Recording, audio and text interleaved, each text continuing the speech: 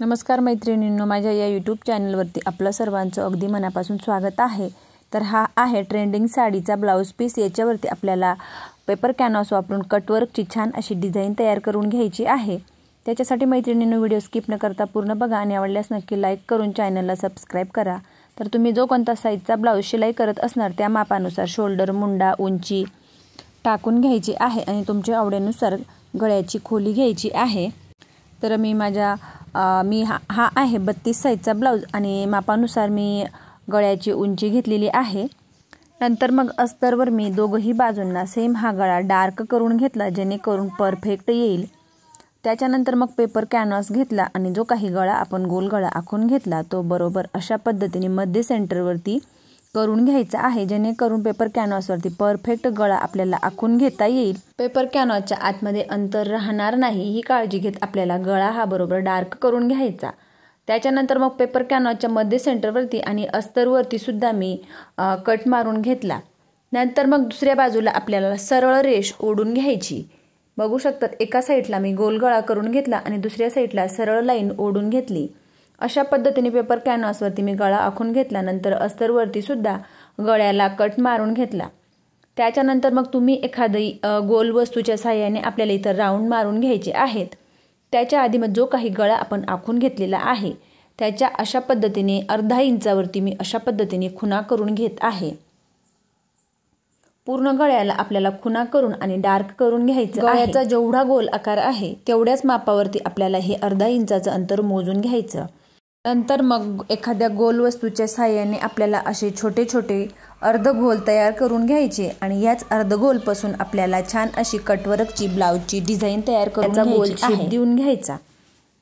नंतर मग मी paper canvas बाजूला ठेवला आणि ब्लाउज पीसवरती अस्तर हा बरोबर आपल्याला अशा पद्धतीने ॲडजस्ट करून घ्यायचा आणि पिना लावून पॅक करून घ्यायचा आहे जेणेकरून ब्लाउज पीस इकडे तिकडे सरकणार नाही। मग पिना लावून पूर्ण अस्तर मी बरोबर अशा पद्धतीने करून घेतला आणि त्याच्यानंतर मग आपल्याला अस्तरच्या सर्व बाजूंनी अगदी हळूवारपणे शिलाई करून घ्यायची आहे आणि एक हात आपल्याला बरोबर अस्तरवरती ठेवायचा आहे। जरी आपण पिना लावून घेतल्या तरी सुद्धा मग खालच्या बाजूला ब्लाउज पीस आपल्याला चेक करत आणि मगच शिलाई करून घ्यायची। नंतर मग एक्स्ट्राचा जो काही कपडा आहे पूर्ण कपडा आपल्याला कट करून घ्यायचा। मग पेपर कॅनव्हास मी अस्तरवरती इस्त्रीच्या सहाय्याने चिपकवून घेतला आणि त्याच्यानंतर मग जो काही एक्स्ट्राचा आहे तो आपल्याला कट करून घ्यायचा आणि अशा पद्धतीने मी पॅच तयार करून घेतला। नंतर मग हा पॅच आपल्याला बरोबर अशा पद्धतीने मी एक्स्ट्राचा कपडा कट करून घेतला आणि 1/2 इंच इतकं अंतर आतमध्ये फोल्ड केलं। जर तुम्ही जास्त कपडा असेल तुमच्याकडे तर तुम्ही अर्धा इंच सुद्धा पॅक केलं तरी देखील चालेल, परंतु मग मी एक्स्ट्राचा जो काही कपडा आहे तो पूर्ण मी कट करून घेतला आणि 1/2 इंचावरती अशा पद्धतीने अस्तर हा आतमध्ये फोल्ड करून घेतला। त्याच्यानंतर मग हा पॅच आपल्याला ब्लाउज पीस आपण जो काही आणि ब्लाउज पीस जो काही आपण जोडून घेतलेला आहे तिथं आपल्याला जोडायचं आहे। त्याच्या आधी मग मध्य सेंटर बरोबर मी चेक करून घेतलं आणि खालच्या बाजूला आणि वरच्या बाजूला मध्य सेंटरवरती कट मारून घेतले। नंतर मग ब्लाउज पीस बरोबर अशा पद्धतीने उलट्या बाजूने ठेवून घ्यायचं आहे। खालच्या बाजूला अस्तर, त्याच्यानंतर मग वरच्या बाजूला ब्लाउज पीस आहे आपण तो जोडून घेतलेला आहे। दोघही बाजूंचं शोल्डर हे बरोबर 3 इंचावरती चेक करून घेतलं।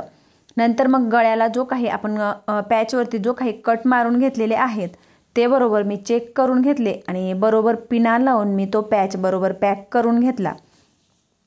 पॅक करत असताना तो इकडे तिकडे सरकणार नाही ही काळजी घ्यायची। जो काही मध्य सेंटर आहे तो सुद्धा आपल्याला बरोबर चेक करायचा आणि त्याच्यानंतर मग पॅचवरती आपण जो छोटे छोटे गोल आकार तयार करून घेतलेले आहेत तर हेच गोल आकार आपल्याला कटवर्कची अशी डिझाइन तयार करून घ्यायची आहे।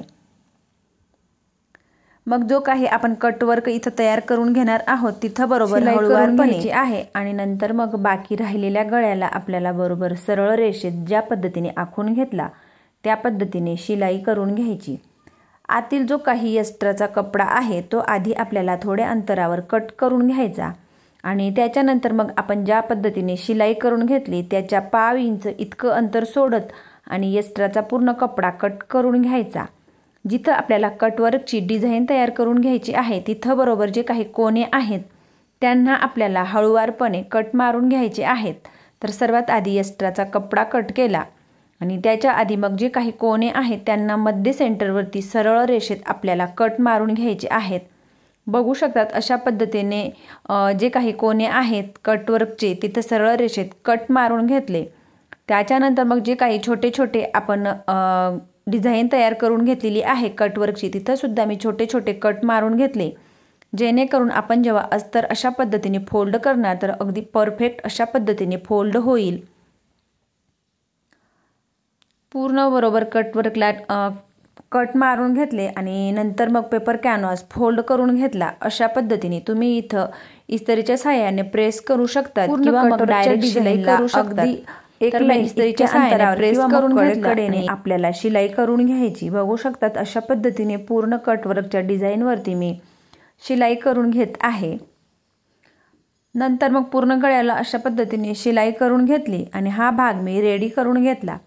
त्याच्यानंतर मग आपल्याला एक छोटासा बो तयार करून घ्यायचा आहे, तर तुम्ही तुमच्या आवडीनुसार लहान किंवा मोठा तयार करू शकतात, परंतु माझ्याकडे कपडा कमी असल्यामुळे मी छोटा बो तयार करून घेत आहे।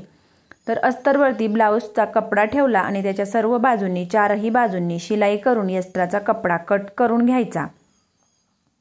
नंतर मग जे काही कोने आहेत त्या कोण्यांना आपल्याला सरळ रेषेत कट मारून घ्यायचे। बघू शकतात सर्वात आधी सरळ रेषेंना कोण्यांना कट मारून घेतला आणि अस्तरचा अशा पद्धतीने मध्य सेंटर करून घेतला आणि आपण जो काही बो तयार करणार आहोत तो अशा पद्धतीने फोल्ड करून घेतला।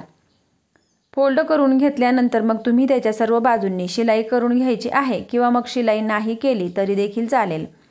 तर मी शिलाई नाही केली। बघू शकता याची लांबी रुंदी, तर याची लांबी आहे 2.5 इंच आणि रुंदी आहे 1.25 इंच आणि नंतर मग हाताने छोटे छोटे सेंटर मारून करून धाग्याच्या सहाय्याने आपल्याला पॅक करून घ्यायचं आहे।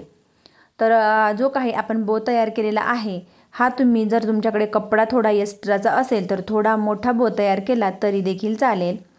मग सुई धाग्याच्या सहाय्याने मी बरोबर पॅक करून आणि जो काही कोना आहे एका साईडला अशा पद्धतीने सुई धाग्याच्या सहाय्याने पॅक करून घेतलं। नंतर मग मी मोत्यांची अशा पद्धतीने छोटे छोटे लटकन तयार करून घेतलेले आहेत। तर मी हे मणींपासून तयार करून घेतलेलं आहे। जी काही ब्लाऊजला लेस आणलेली आहे त्या लेसचेच मी अशा पद्धतीने तयार करून घेतले आणि ते जे बोवरती पॅक करून घेतले। तुम्ही इथं छोटीशी नॉड लावून आणि त्याला छोटे लटकन सुद्धा लावू शकतात।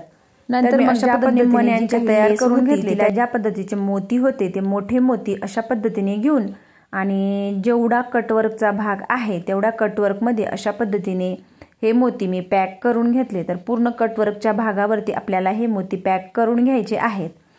तर अशा पद्धतीने अगदी कमी वेळेत खूप छान ही आपल्याला कटवर्कची डिझाईन तयार करून घ्यायची। नंतर मग पूर्ण ब्लाऊज आपला रेडी झाल्यानंतर खालच्या बाजूला आपण जे काही 2 टक्स देत असतो तर खालच्या साईडचे दोघंही टक्स सुद्धा आपल्याला देऊन घ्यायचे आहेत आणि त्याच्यानंतर मग खालच्या बाजूला कमरपट्टी जोडायची असते।